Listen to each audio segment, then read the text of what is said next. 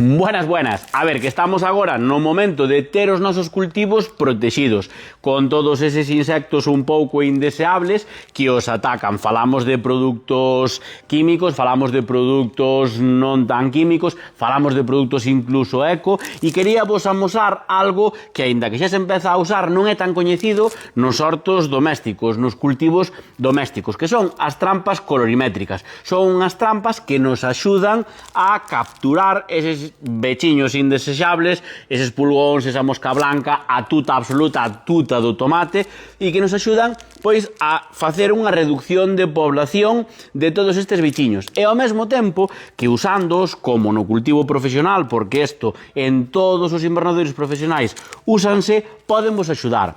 A que? Pois a decidir exactamente no momento no que tratamos. Cando empezamos a ver bichiños aquí pegados, sabemos que é hora de tratar con un produto dos que temos aquí na peneira para defender os cultivos de toda esta bichería.